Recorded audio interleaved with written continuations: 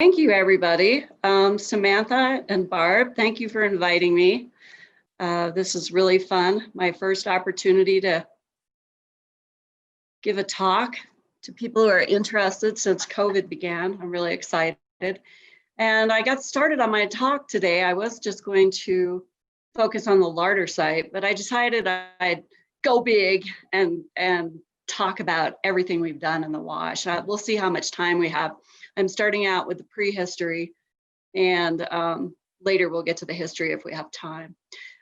All of this research was supported by the Southern Nevada Water Authority and the Bureau of Reclamation, Lower Colorado region. There are a lot of people I owe a deep thanks to.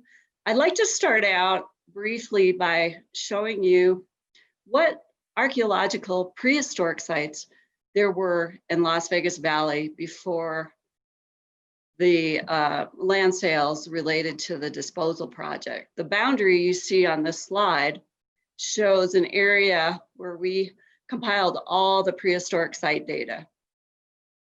And what we learned from this is that the red dots represent prehistoric sites, and you can see that they're concentrated where the green is, where the mesquite bosque is. And also, let me see if I can move this. Yeah, that's better. And down here is where we're going to focus today. You can see site densities are particularly high. They're also focused around the foothills and anywhere there are springs, which are these dots. Corn Creek, I've had the pleasure of working at Corn Creek. Maybe some of you have visited that area. It's extremely lush and archaeologically rich. Today, we're going to focus down here in the Henderson and Clark County Wetlands Park. Now, why did we begin doing work in Clark County Wetlands Park? Well, in the 1970s, this is what the wash looked like. It was a floodplain that was intact. There was no erosion. You can see the Phragmites. This is a photograph looking from the south edge of the wash to the north to the mountains. No incision, and it was pretty pristine except for use for off-roading and whatever. This is what it looked like in 2000 when my company was hired by SNWA to do the first surveys. And you can see that the floodplain has been eroded. It's been eroded due to flooding episodes from the city development and the runoff, and also from treated effluent that has been putting down the wash to go back into Lake Mead. So the goals of SNWA, the county, and the Bureau of Reclamation were to restore the wetlands, the plants, animal life, and cultural resources, also to control the floods, and further treat the effluent in the marsh deposits that they'd hoped to rebuild. The first surveys done in the 1970s, can you see this power line here? That was the Navajo-McCullough line. My professor actually at UNLV was hired to do an intensive survey for that power line, and they recorded many of these artifact scatters on the desert pavement, where you see some we call them fragile patterns, kind of circles and rock rings, and also they recorded historic sites, the Bishop Ranch, which was occupied in the turn of the 20th century. As part of a Bureau of Reclamation desalination project, the University of Nevada, the Harry Reid Center, did some excavations. The Bureau of Reclamation was gonna desalinate the water before it went into Lake Mead. And they hired UNLV to do some excavations. Now this is a fragile pattern site that you just saw, kind of a cleared area in the desert pavement. They actually had hearths underneath, and the UNLV collected all the artifacts and they excavated several sites, including this rock shelter. Unfortunately, after they conducted their excavations, this is the rock shelter before it was excavated After they completed their excavations, the project was canceled and the funding was very restricted. So they couldn't do as much detailed analysis and write-up as they wanted to. And that's where we came in. We came in 2000. We were hired to kind of revisit all of the archaeological sites, see if there was any information potential left, if there were still significant resources. And we did the survey in 3 parts. You can see here, 2 in 2000 and 1 in 2001, and found a lot of remaining features, including those rock rings I showed you, fragile pattern sites, new rock shelters, artifact scatters, and more historic resources. So after we did the survey, the Bureau of Reclamation decided that it might be a good idea to revisit those collections from the 1970s. And Rick Ahlstrom, who is now retired, but he was with HRA, spearheaded those investigations. We went through notes, maps, artifacts, reevaluated everything, and also did some radiocarbon dates. And what we realized was that there were basically at least 2 time periods you could break all of the sites into. One was post AD 1200, and then deep buried in the floodplain deposits were these earlier sites. So okay, we're going to talk, I'm going to give you a little primer on the archaeology of the region, just so you have some background. Archaeologists give names to cultures, but they're basically based on different types of artifacts, and most often the pottery. Now, Clark County Wetlands Park is in a crossroads. It's right here. And you can see the virgin culture, which is a Puebloan group. And that extends from south, from Kanab, actually, if you know that, all the way to Ash Meadows. And that's a Puebloan adaptation. They were farmers and they made this grayware pottery. So when we find grayware pottery, we say, oh, Puebloans. Later on, the most recent occupation was Batayan and Southern Paiute. Batayan are now known as the Mojave, but we also have evidence for earlier Batayan groups, and they made buffware pottery. So that's a basic distinction. The Southern Paiutes, although they made some pottery that was closer to grayware than this is, we call it brownware. That's the pottery they made. And I want to briefly mention the time periods we're going to be discussing. The earliest evidence of human use was this Clovis Point, which, as many of you know, is the Paleo-Indian period. These points were huge. I mean, it covered half of it was this big. It's hard to get the scale from this, but it was the only Clovis Point and the only early evidence of use until 300 BC. We had a few projectile points that were dart points that may have been fit into the Archaic period, but none of the sites with buried cultural deposits dated to the Archaic period. Probably the floodplain was wiped out early in the Middle Archaic, and then it built back up. So we started to get deposits during the Virgin Puebloan period, people who made the grayware pottery. And then, so we divided it into these 2 basic periods, the Virgin Puebloan and the Batayan Mojave. And we know the Southern Paiutes were there at least by AD 1200. So if you have a pencil, maybe you want to write that scheme down, but really you only need to be interested in these 3 periods. So I'm going to talk about the most recent use of the wash first. And our evidence is from Batayan or Mojave and Paiute, ancestral Mojave and Paiute people, Southern Paiute people. And their sites consist of these little trail segments that you can see here that we recorded during our survey, and also intaglios.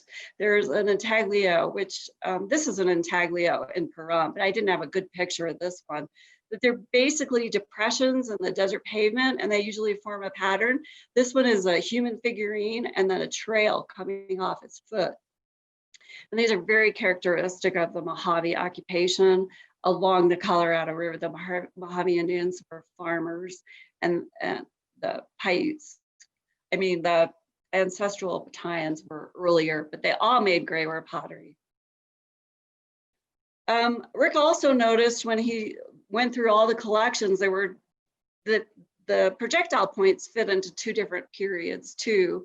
The arrow points after AD 1200 were mostly desert side notched and cottonwood triangular, and before they were rose springs and then these kind of Eastgate heroin type points. We also had a good deal of trade goods. You can see this glass bead because Las Vegas washes a corridor, and the Mojave were were known to be long distance traders. They were documented 100 miles they could run in a day. We had an opportunity recently to test some of our hypotheses about this later period. And we did a test excavation at Beehive Rock Shelter, which is located in the park. It's still there, it was preserved. We did one long excavation unit through the center. Here's Rick doing this profile. And you can see we have this cultural deposit here with some hearth features, fire-cracked rock, and additional hearth features here. It probably accumulated rapidly. These are the types of projectile points we collected and the artifacts from this one test unit. It was very rich. The radiocarbon dates all came back after 1690, so this was a very late site. I think we ran about 6 or 7 of them, and they were all quite late. We also had ground ornaments, shell ornaments, metates, and the pottery was all, these are all different types of Batayan pottery, which is, this is Batayan, this is buffware, and we're not going to talk about this grade. This is a tradeware that came from the Prescott area, actually, in Arizona, but it turns up in the wash. So to summarize the post-AD 1200 sites and the adaptation, they were dominated, they're on the surface for the most part, or in rock shelters, and they were dominated by we had lots of rock rings. We did test some rock rings and got some cattail pollen.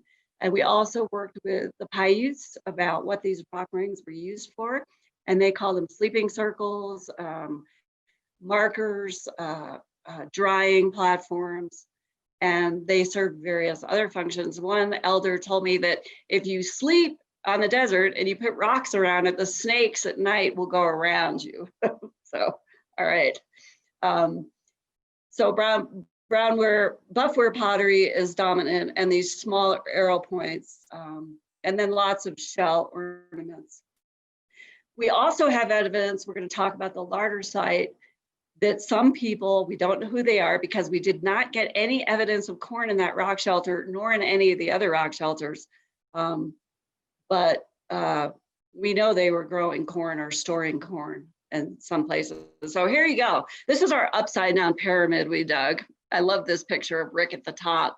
SNWA assisted us. And the reason we dug this is because it was our feeling from looking at those profiles of the arroyo and from the previous research in the 70s that the Southern Nevada Water Authority wanted to build a pipeline, a major lateral water pipeline through the wash.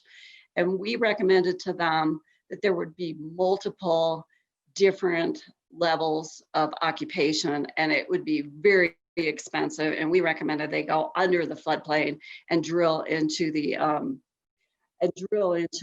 bedrock. And they preferred that engineering so it didn't get washed away. But they also wanted to, SNWA was wonderful, and they wanted to preserve the resources. At the bottom of this, can you see this kind of gray here? This is where the cultural deposits begin.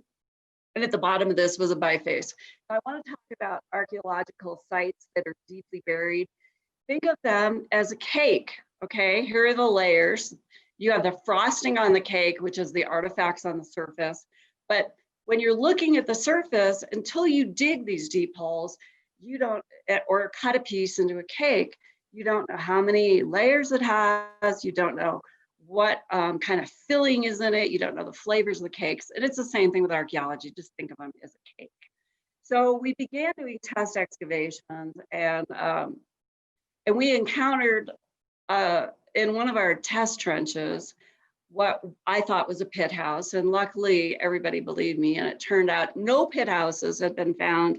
We're going to talk about what a pit house is, but none had been found in the wash until this discovery. I think it was like in 2003 or something. Here we are excavating, and it was buried almost 7 feet below the modern surface. And I want to talk about what a pit house is. Here's a pit house drawing, a very wonderful one that the Harry Reid Center did for Black Dog Cave. And a pit house is an earth lodge type structure.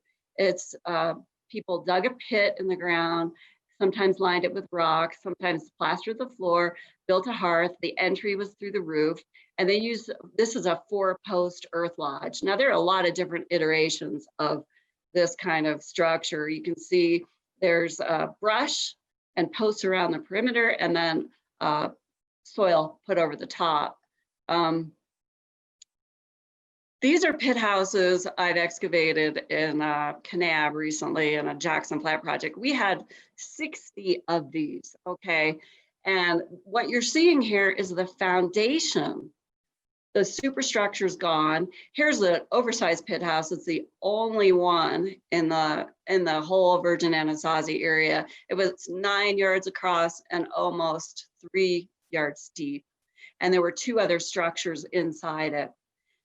They come in different shapes and forms. This one has an antechamber, and you can see it's got a bench around the edge. And this one has a bench and it's lined, and it has a passageway entry. So they changed over time in regular ways. What we found in Wetlands Park that we eventually excavated was this lens of charcoal and the profile of a backhoe trench. And here it is on both sides of the backhoe trench and at the end of the backhoe trench. And I'd done a lot of excavation of pit houses, and I really felt that we had something. So we had a backhoe remove the overburden so we could expose the pit house, and it was actually a fairly shallow structure. They excavated a pit, put posts around the perimeter. Here's the central hearth. These are, I don't know why we dug these units, but some posts, it burnt, and here is some evidence of some posts. Oh, those were the backhoe trenches that we dug originally. That's what they were. So this had no corn in it, but it had a lot of wild plant resources as they were eating in the wash at the time, mesquite, cattail, pollen, whatever. And the radiocarbon dates all clustered around this particular time period. Here's some of the artifacts, matades, these nice rose spring corner notch points, and lots of monos. Now, although we didn't find any evidence of corn in that pit house, we found it elsewhere. When we did some testing, SNWA needed to build a weir. They built dams across the floodplain of the wash to prevent the erosion.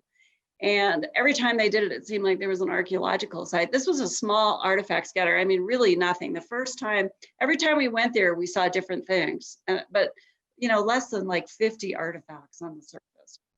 And we did backhoe trenches once again. We found this hearth, which yielded a date about just a little earlier than the pit house, and bam, it had a maize cupule in it, which is on the cob where the maize kernel sits. And that was really important because we were thinking that maize may have come later at this point into the wash, but every little site has provided new information. So what I'm telling you today is a compilation of 20 years of research.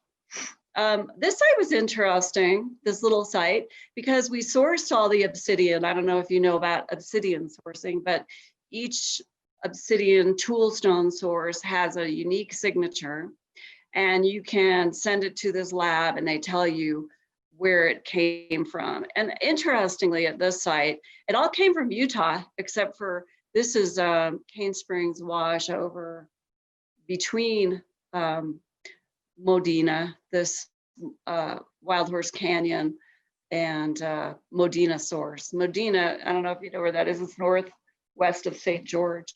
But there was a trajectory, people were traveling, coming from this site, probably from Utah, perhaps with maize. Okay, we're finally to the Larder Site. The Larder Site is probably the most important site in the wash today, although I can't judge. It's unique for the entire Virgin Pueblo area and ancestral Puebloan area, and it yielded some really important things that we're going to talk about. And you can see it does not look like much, okay? It's a hot mess. What we learned at the Larder Site, I'm going to give you a briefing on the chronology of what we found.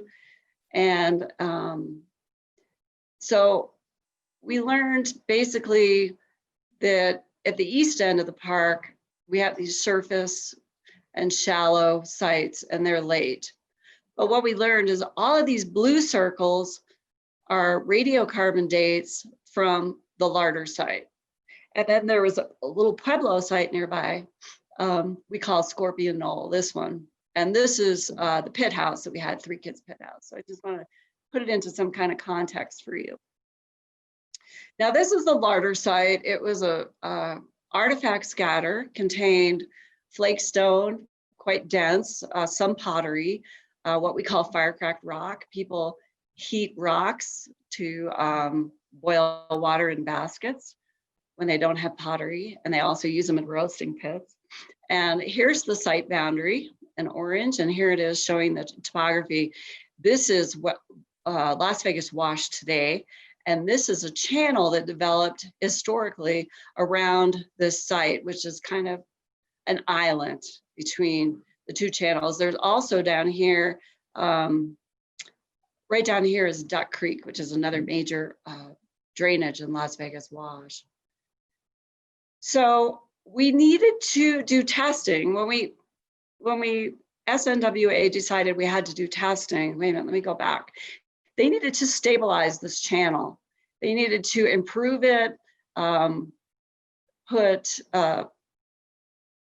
barriers so it didn't erode along the edges. And when we first encountered this site, like think of a cake again, we did not know, had any idea that there was anything buried in there. And the best way to figure out, get a really good grasp on what was buried there is to dig backhoe trenches. So that's what we did. And we did them at straight across the site, east-west, at about 30 or 40 meter intervals. Here we are excavating backhoe trenches. And one of the biggest surprises, wonderful surprises in my career, is what we found in the walls of these backhoe trenches. We found these pits, and you can see they came in different sizes, but we brought out the geomorphologist, and he agreed these were not natural, these were man-made. And I want to point something out to you. This right here around the exterior, see this kind of like light halo? This is, we're going to talk about that later, but it's gypsum deposit. And once you dig the pit, the gypsum, which is in the soil, collects, and we believe it acts like a natural desiccant. So you could store seeds in here, and the moisture would be drawn out from the plants you were storing. So what we did was, let's talk about how many of these there are. We had a total of 63 of these pits in the backhoe trenches, archaeological features, which included pits, hearths, and other things that we're not sure what they were. And we dug 18 backhoe trenches, and 9 of them contained, mostly the east side of the site contained these features. 56 were storage pits. And I, once again, want to point out the gypsum in the soil, we believe acted as a natural desiccant. Actually, when we excavated these pits, you could see little crystals of gypsum developing. 4 features were hearths or roasting pits. 3 were depressions or activity areas, we weren't sure. And we excavated a total of 13 of these features. So we could obtain soil samples, and we could radiocarbon date them, and we could figure out what they stored. What you do is you take the soil sample, you put it in water, and the charred plants float up, and you collect them, and you have an ethnobotanist analyze them. So we obtained various mesquite seeds, other seeds, pigweed, goosefoot, and also maize from these pits. And we discovered, here are some that date to AD 1400 to 1600. We discovered, and here are the earliest pits. These soil samples from these pits contain corn cobs that dated to 350 to 50 BC. These are the earliest dates on corn in the Virgin Branch area. They're earlier than we've got in St. George. The other really early dates we have are in Kanab during that big pit house excavation project I showed you. But this is very important. This was an amazing discovery. So we looked at the pollen and the macro botanical information from these soil samples from these features. And we learned pretty much that both screw bean and mesquite pods are stored in them. Screw beans have to age in pits underground for 30 days. Mesquite, you're actually interested not in the seeds, but in the pod, which is ground, very nutritious. So mesquite was the primary wetland resource, and actually in the historic period, it was a vast, it was drawn as a mesquite bosque. Today it's tamarisk, but back then it was mesquite. So the corn cobs from the oldest pits yielded radiocarbon dates that were really early.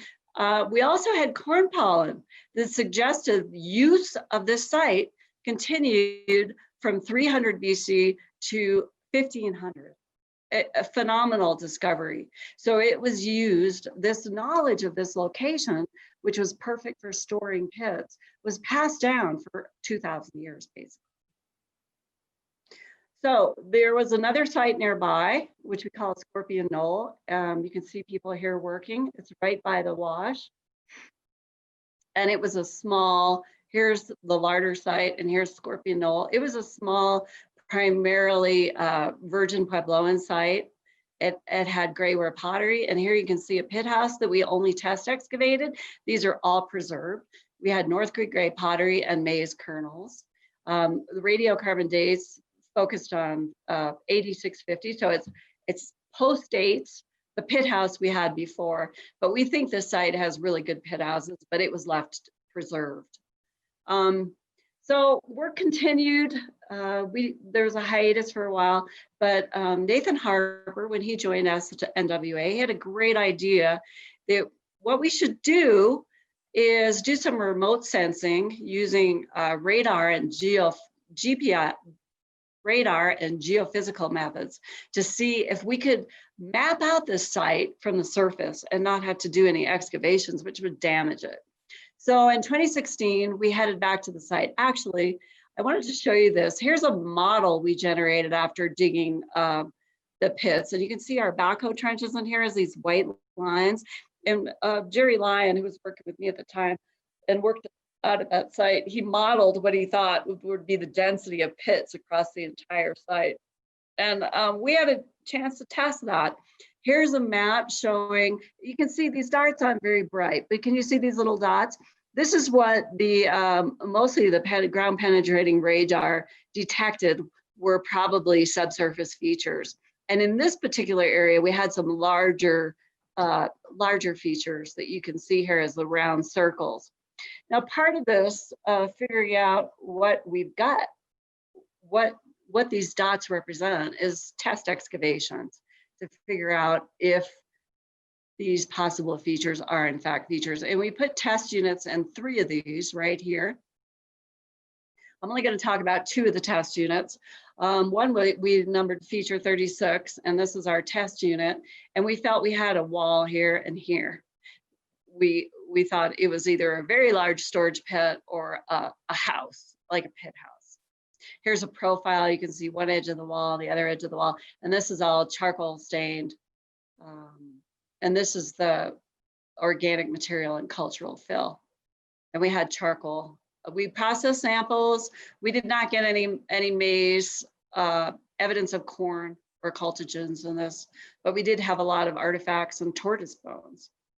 We excavated at feature 64, which was another one, and we had really ashy charcoal stained deposits, and we felt we had some reed stems, which are used in construction of pit houses, and more mesquite evidence, and also artifacts. At the end of the remote sensing, HRA recommended that we felt like there were pit houses on that site, even though all we found so far were storage pits and hearths, other small features like hearths or roasting pits.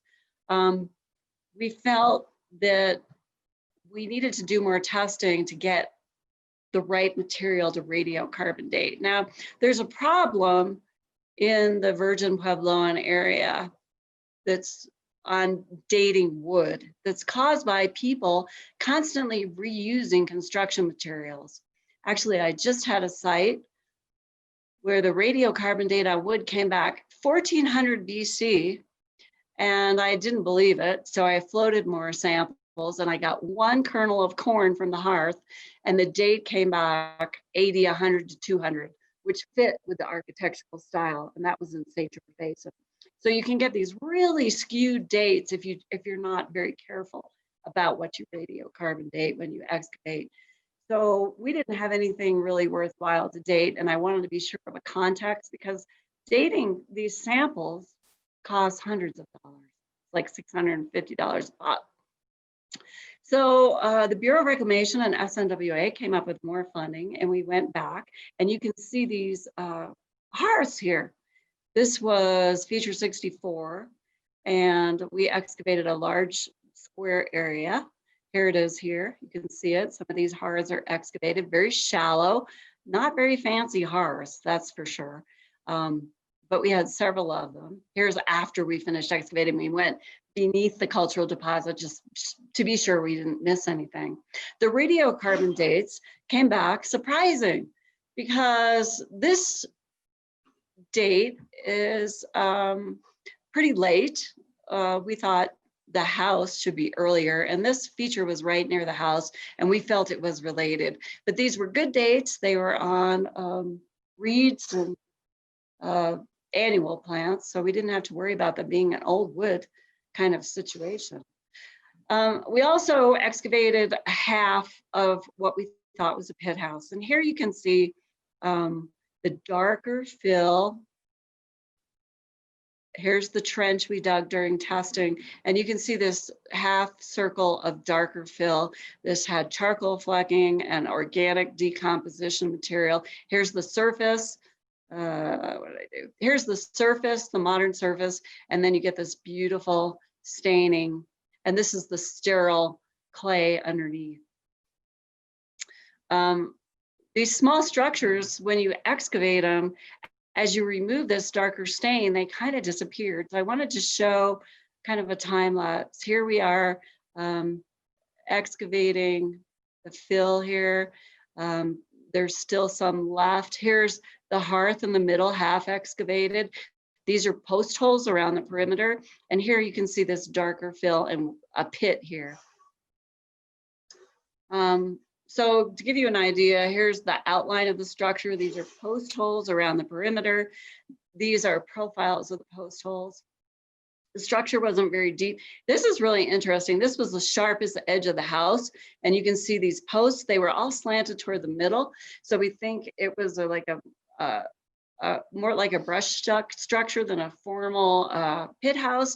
And the leaning post holes around the perimeter all joined in the center. I've got a kind of a photograph you can see of a brush shelter type. It was about 10, 20 centimeters deep. Here's the central hearth. It was a nice central hearth. And another pit that we had in the floor. This is what it looks like before, and this is what it looks like after. The hearth had a little bit of charcoal on the bottom. And here's Amanda, who worked with me on this project. You can see the edge of the structure here, the hearth, and a pit in the floor. And these are the radiocarbon dates. So we used mesquite seeds from the hearth and the floor. Those are good dates. We also had the later kind of projectile point. And this date overlapped the date of the hearths nearby. So we suspect that this was we don't have any pottery. There was no pottery associated. So we're not sure who these people are. But it's consistent with a Southern Paiute structure like this, which was photographed in 1908. I think that's pretty close to the date. Leon Rockwell in Las Vegas Wash, where you've got brush joining in the center. So it probably looked like this. It may have been Paiute, but we can't tell who was there. It could also have been a battalion structure. I think it was, my sense is it was Paiute because the Paiutes were known to have brush shelters right next to their house for cooking. Those were the cooking and activity areas. They did not cook in their sheltered structure. So interesting, here are the radiocarbon dates from the Larder Site. We filled a gap right here with a pit house. These are the pit houses we had at Scorpion Knoll and 3 Kids. Maybe it wasn't quite as substantial as these pit houses, but it's pretty close to the same design. These are dates from that deep floodplain deposit, the upside down pyramid that were accumulated from the 1970s investigations and some of the work we did.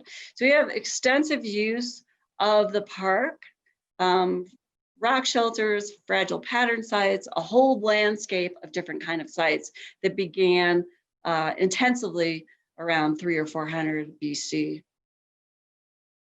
So I mentioned briefly that Las Vegas Wash was a corridor.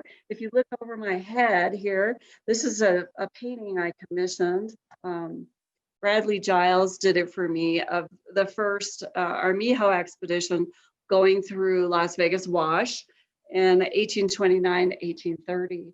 There were other explorers, Merriam and Rockwell. Oh yeah, it wasn't 1908, it was 1909. Rockwell and went down and took photographs of the wash. We're gonna talk briefly, let's see, what time is it? Oh, I have enough time. All right, I have enough time. We're gonna talk about the historic period in the wash, the homesteading that occurred, and what kind of features we found and excavated, and the process of stabilizing the wash and building these weirs and dams and other features. Today, I don't know how many of you have been to the wash, but it's a beautiful riparian marshland with many native species have returned. It looks nothing like it did when we started doing our work. This painting is also by Bradley Giles, and he reconstructed a homestead we excavated. We found remains of this house. Here's the root cellar, and he used his imagination to come up with a corral and some outbuildings. He did an excellent job. Probably there was very rarely this much water in the wash, and when it was there, it would come in a torrent. So evidence of historic use, basically in the early 20th century, is we recorded these sites here. The red ones have structural evidence, houses, outbuildings, and we were able to link most of these to the Bishop family. These are irrigation ditches. The blue lines are irrigation ditches, and they extend all the way from the middle of the wash east. So this area was used, actually, this USGS map shows the floodplain as it was intact, and even some small water catchment areas. The Bishop Ranch was first discovered during those 1970s excavations for the desalination project that Harry Reid Center, Richard Brooks and his team did. And this is a foundation of photograph of theirs that they took of a root cellar they found on the south side of the wash. I suspect this is a root cellar because it looks very much like the one we found. On the north side of the wash, we excavated traces of outbuildings. You can see these concrete foundations. They weren't in very good condition, and we had very few artifacts associated with them.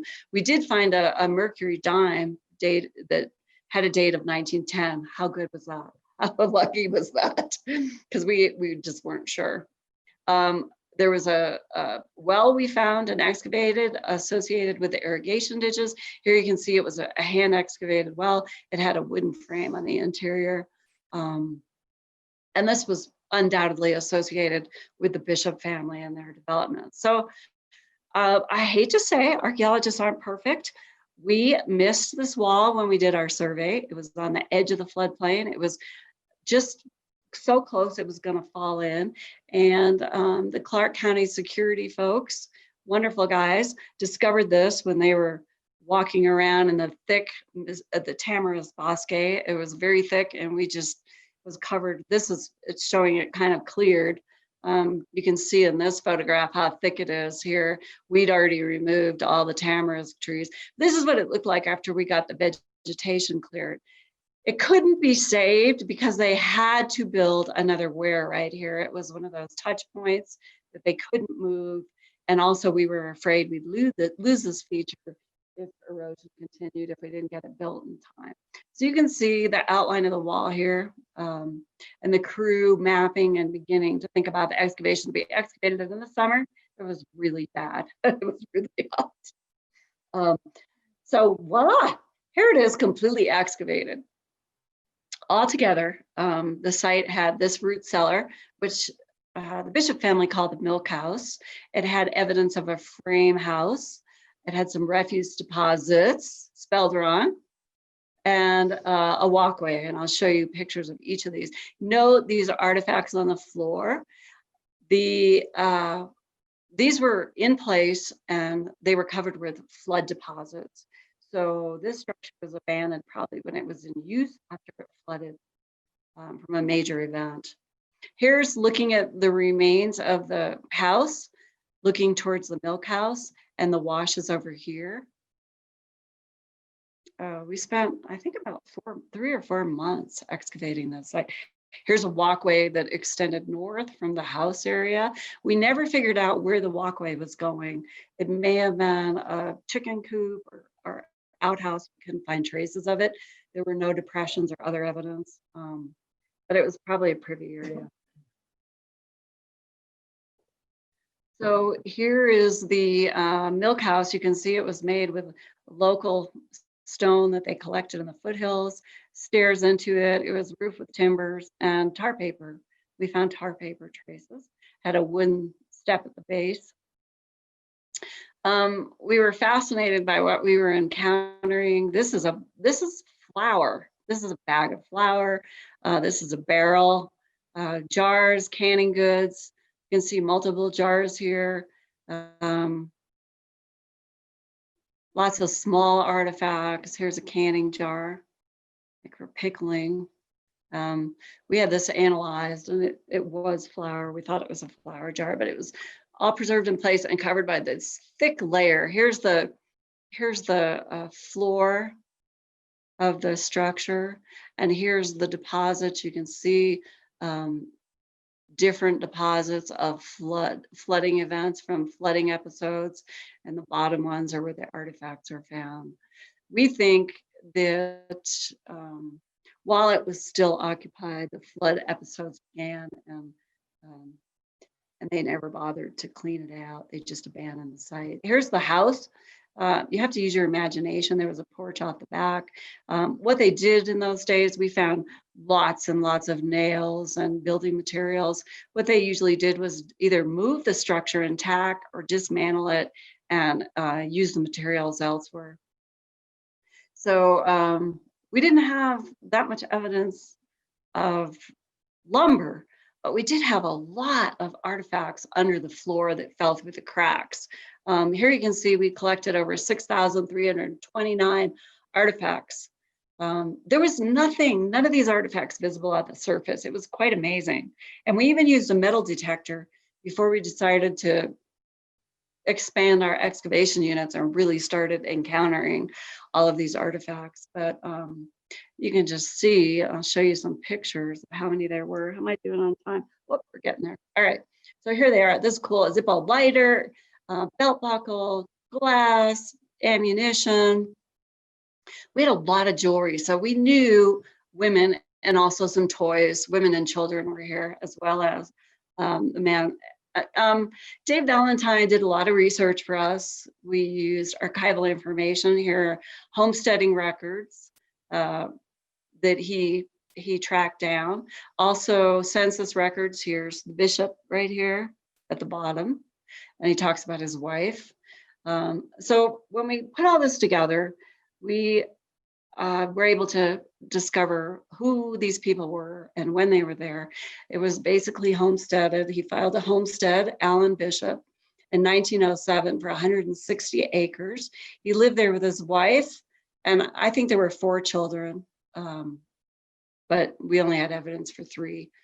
In the house while they first homesteaded. And they made improvements, as you have to do to complete your homestead. The records indicate that there were 37 acres of plowed fields that produced 3 tons of wheat and rye and 5 tons of wheat and hay. They had a 16-foot by 24-foot frame house, which is kind of consistent with what we were thinking, the pattern of the artifacts and the rock outline. They had 9-foot by 12-foot rock and cement milk house. That was their root cellar that you saw, was so well preserved, plus a blacksmith shop, which we did not find, a barn, which may have been those concrete pilings I showed you over by the well, and a chicken house, which we did not find, the cow shed. In 1910, the family decided that they could not live there anymore. Their children needed to attend school. Their children were getting older and they needed to attend school. So they asked for a leave of absence, which the government denied. At that point, Alan Bishop had decided he'd put enough work into the property and he purchased it from the government for $25,000, which seems like a lot of money. Then he and his brother, and also his mother was involved, expanded the holdings to 800 acres, and they sold the property in 1912 to Father Kichu, who used it as a ranch property. He eventually abandoned it. We think that the flooding episodes and the problem with salt may have made farming not so good. Now, what happens when we're done? We felt terrible that this site was going to be destroyed when they built this major weir across the floodplain. The Clark County Museum offered to take it, and SNWA offered to cover the cost of disassembling it and reassembling it, hiring an engineer to engineer drains in the newly assembled structure. And it remains at Clark County Museum today. It's really nice. They've done a fantastic job. They also have all of these artifacts we've accumulated over these years in the museum. That's where they were curated, since Clark County is a property owner of most of the park. There's some in-holdings of Bureau of Reclamation land. The project has since, they've completed all the weirs, wound down. Most of these sites will be preserved. I think Nathan Harper hired someone to go back out there last year and re-record all the eligible sites. There's also a management plan, and this is a national historic district. So that's quite a success story. It's an important treasure, historic treasure that Las Vegas still has. And there's many, many people to thank. I guess I'm pretty much right on time, aren't I? So we can do questions. Feel free to put your questions in the Q&A, and we will address Heidi as we go through them. Do I need to stop sharing? You're good. We're stopped sharing now. So. All right, good. All right. Okay, so right now, no questions, just compliments. But if you have your questions, just put them in the chat and I'll read them to Heidi. Or in the Q&A. Put them in Q&A and I'll read them to Heidi. Heidi, I have a question while Yes. we're waiting for other questions. What in the world were they doing farming here so early? That's a good question. You know, I have a theory. I can't prove it, but the dates on corn go from west to east. Okay, so the earliest date is in Wetlands Park in those at the Larder Site. Then the next date is at Black Dog Cave near Moapa. All right, and those dates are like 80, 100 to 200. And then the next dates are in St. George, which is about that same time period. There are several basket maker houses, and these are all basket maker folks probably.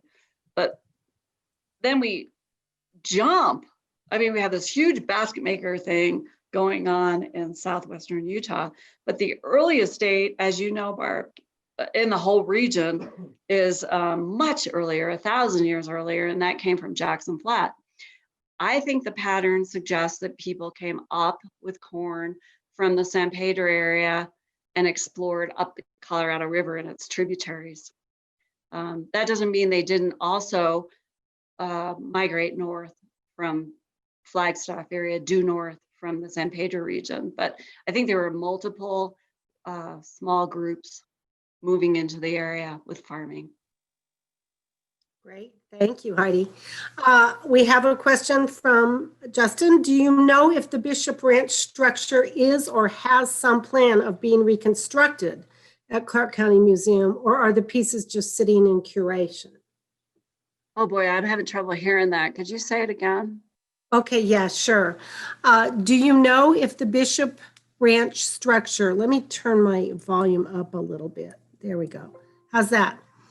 Do you know if the Bishop Ranch structure is or has some plan of being reconstructed at Clark County Museum? Or It was. It was so the pieces aren't just sitting there. No, it was reconstructed.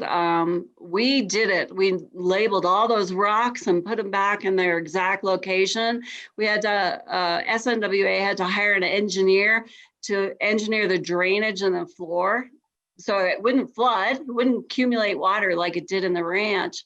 But it is there today and open to visitors. Feel free to go and look at it. It's amazing. That's great. Okay, anybody else? Any other questions? Okay, well, Heidi, thank you. This was wonderful. Guess I answered them all, right? Yeah. It was a great overview. Heidi, thank you so much for coming and talking to us and telling us all about that. It's a really cool site. And if you guys go to the Clark County Museum, it's a really cool place to be able to go and look at that. So definitely go over there and have a look. They are open right now. They are open. And Thank you so much for inviting me, guys. And Heidi, you can go walk along the wetlands, correct? That if people want to just walk and enjoy it. Oh, there are a couple visitor centers. There's a picnic area. There are a lot of trails. It's really lush and amazing. There's also the visitor center in the park, which is a phenomenal structure. It has movies. It actually shows, they have a movie. They made a movie of us excavating the Bishop Ranch.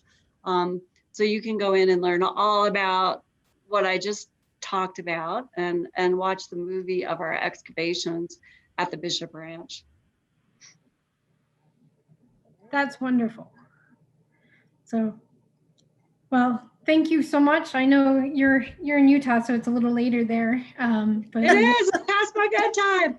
That's right. We appreciate you coming and chatting with us and telling us all about your excavations. Those are awesome. We don't get very many excavations in Southern Nevada, so it's great to be able to hear about ones that were quite so successful. Thank you. Good night, everybody. Yeah, for everybody. Oh, that's right. Yeah, please fill out the survey at the end so that way we can provide better, or not better, because this was amazing, further content for you guys to be able to learn about and talk about. And this video will be up on our or on the NBFCP YouTube channel, and you can go and watch it there. And one of the people suggested that she said the Clark County Cable TV4 regularly shows the excavation Heidi mentioned. Just so you know. Okay. Cool. That's awesome. They made a really great movie. It drove us crazy. The planes were going over. We had to stop and do it again and again and again. Well, we're glad that you did, because then we can share that we can share all that amazing stuff with everybody so they can live through it as well.